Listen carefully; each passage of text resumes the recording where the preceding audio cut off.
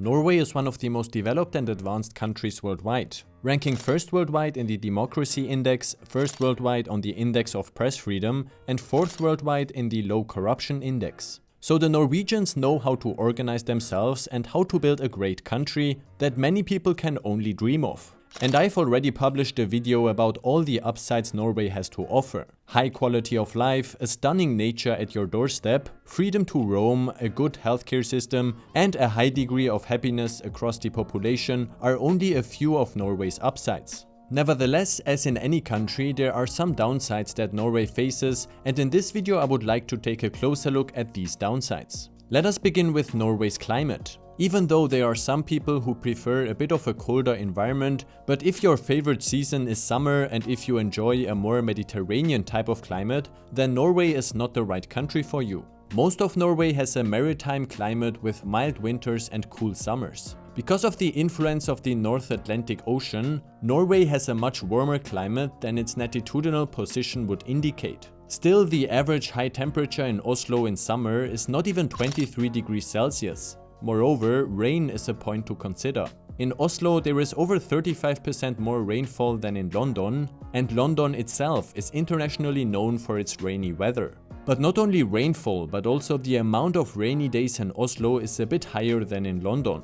I know that due to the high north-south expansion of Norway, the climate across the country differs a lot, but at least in Norway's capital, be prepared for a lot of rainfall and cloudy days. Another point to consider is darkness. On December 21st, the shortest day in the Northern Hemisphere, the sun rises at 18 past 9 am and sets at 11 past 3 pm, resulting in not even 6 hours of sunshine. Combined with winter's clouds, the darkness during this time of the year can lead to a depressive mood.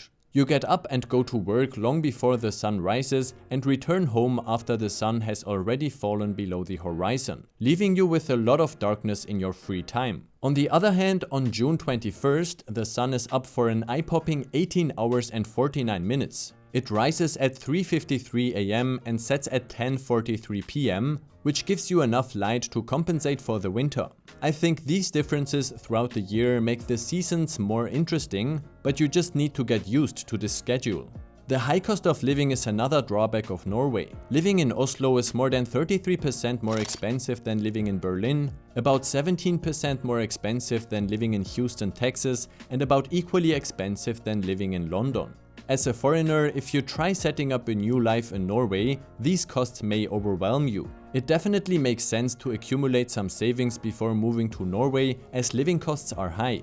Of course, the higher wages compensate for the high living costs to some extent, but still you don't have to be surprised to spend a lot more on living expenses and especially on housing.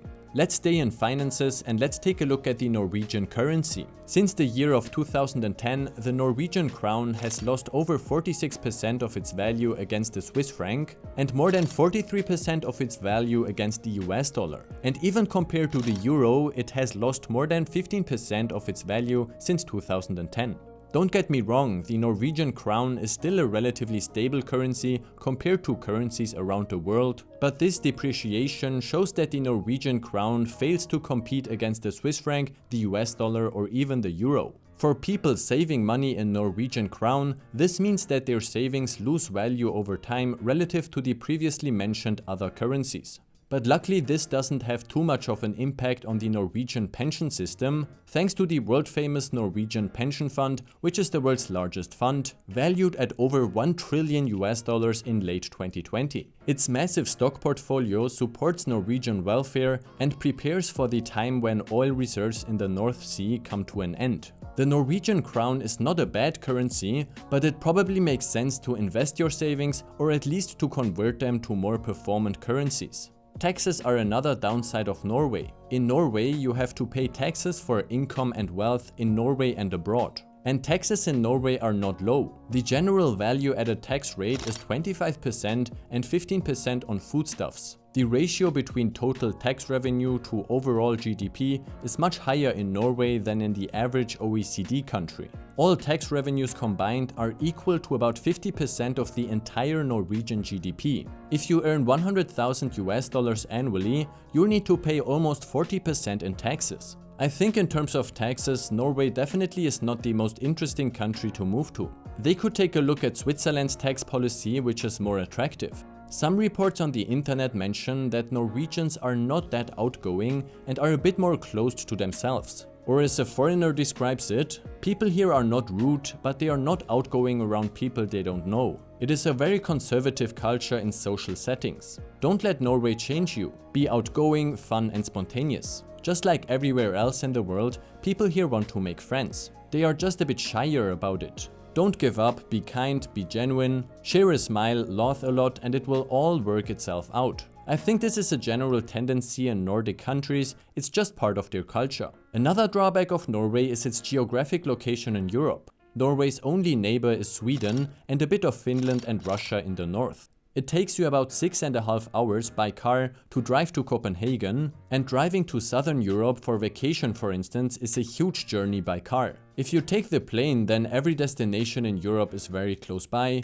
but by car it takes a long time to drive to other countries, at least for European standards. Furthermore, there is a big language barrier in Norway. Many Norwegians are fluent in English, but learning Norwegian should be on your checklist if you are interested in moving to Norway. It also shows that you are willing to integrate into the culture of Norway. Norwegian is not extremely hard to learn, especially if you speak English or a Germanic language, but it still requires some effort and practice. There are also different dialects of Norwegian, which may confuse you on your path of learning Norwegian. The last downside of Norway is a bit of a fun fact. A test of Norway's postal service POSTAL revealed that their service falls far short of requirements. POSTAL's license conditions demand that they deliver 85% of all post by the day after a letter is sent. A recent test of 342 letters showed that the company only manages to get half of the letters sent to the destination on time.